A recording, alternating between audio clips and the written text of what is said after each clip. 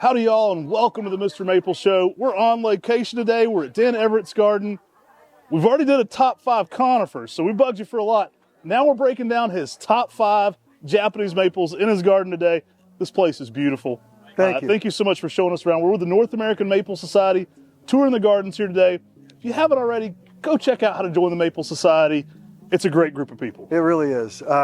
Wouldn't have met any of these guys without the Maple Society. I mean, to stand here with Matt and Tim and Talon Buckholz and Frank Biles and some of these other legends in the industry, you get those kind of backdoor passes if you're part of the Maple Society. So think about it. Join Definitely up. check it out. It's a great society. Yeah. So we're breaking down his top 5 Japanese maples, which is going to be hard because you've got some incredible maples here on this location. Yeah.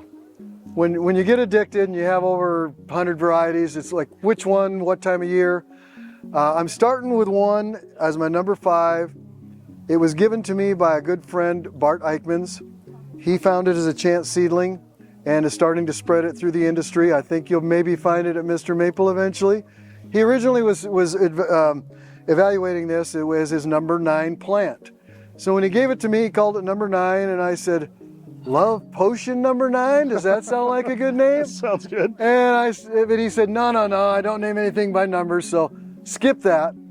Well, the president of the Maple Society had the opportunity to give it a name because he also had one, and he said, "That's Red Sparkler." Oh man. You zoom in close, you will see green, white, red, and it just sparkles this time of year. So I give you my number 5, Red Sparkler. Man, if that's number 5, it's only going up from here. I can't wait to see what's next. This place has some great fall color going on. Let's get into the very next one. All right, Dan, we're blasting down this list. Number 4 gets harder every single time. I know. This place is, we're standing under a giant Shishigashira, and this is number 4. What's next? Jello Orange, showing its peak color. We just nailed it with a Maple Society meeting this weekend. The conference just happened to fall in at a really good time, and this one's just showing its splendor. At first, I didn't know if I was going to have room for it because it's a little more aggressive than some that I have in the area. Tucked it up against this Bruns Weeping and a little bit of bamboo. And now the bamboo is actually creating a little lattice work, letting the Jello Orange work up through and just creating a nice little playful color contrast. Oh, I love this one. Even in the spring, this one is just incredible. It's almost got a yellow eye to Yep. the orangey border, sometimes purplish border. Yep. Oh my gosh, underrated plant. By far. One you could, I think it needs to be in the trade more. I mean, Yeah. a lot of people, already have a red and a green lace leaf. This fits like so well in there, and I've had it be orange to like this intense shade it's at right now. I don't know what you Right. call it. What color do you call that? It's a blend of pink, orange, and red that Right, it is blows totally your lit up and really catches the attention right now in the garden. Great choice, man. Thank you. Number 4.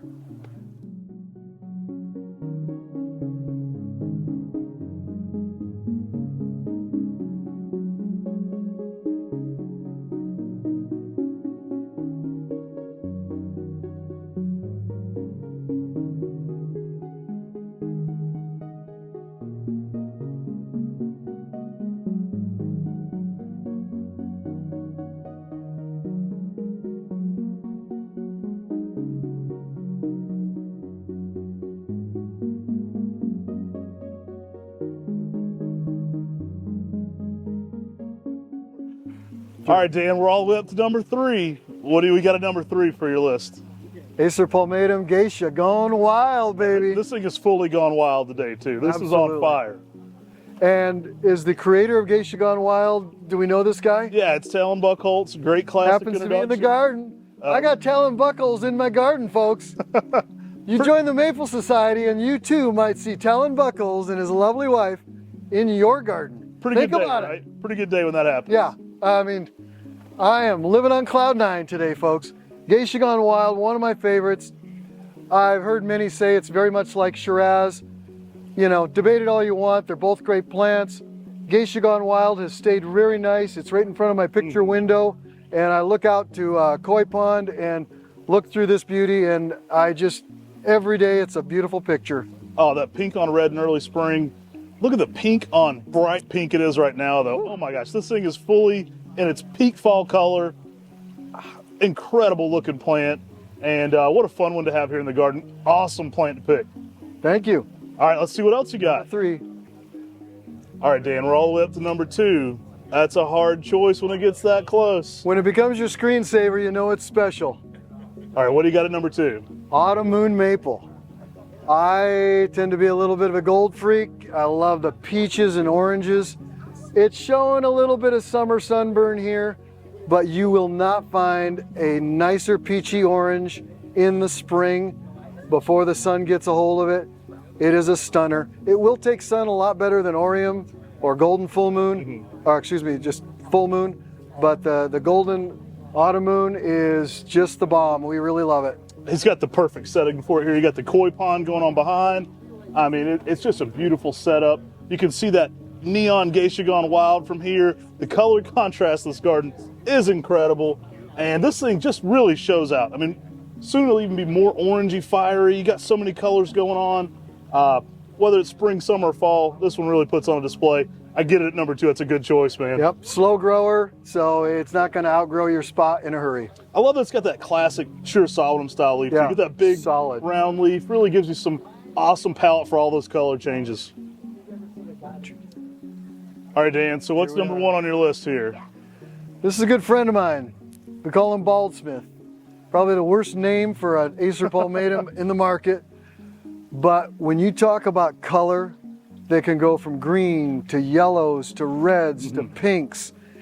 And on top of that, this is my OCD outlet, as you can tell. I mean, I learned a couple things in the industry or in my career, and I love to prune to see the interior of a maple.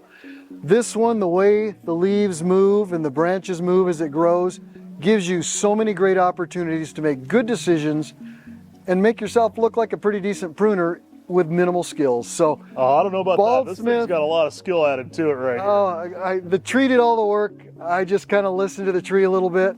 I can tell the always pruning's not just a moniker with this one. No, There's a lot going on here. There's a lot of opened up.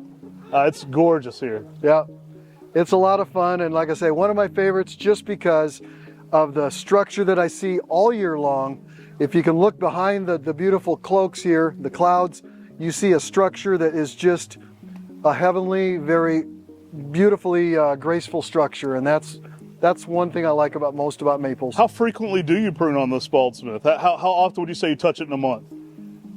I hit it really good in the spring after the flush, which many people would disagree with. I hit it again in the fall just before cleanup. And then I'll go in the winter and I'll start to look at congestion areas and start to take out bigger wood that I may be feeling won't look good next spring. So I usually get after it 2 times with the foliage pretty hard. Nice. And it's a hot mess down here, but when I can look up here and see the birds flying through, as Hiroku would say, you see the light leaking through, that's a treasure to me. I could see how this would be your number 1 tree in this garden. It's got a lot of work into it. The colors are impeccable, that spring pink. I mean, what's not to love about this? It's gorgeous. Well, thank you for your compliments about the garden. I couldn't have done it without my lovely wife. She is not just a bystander.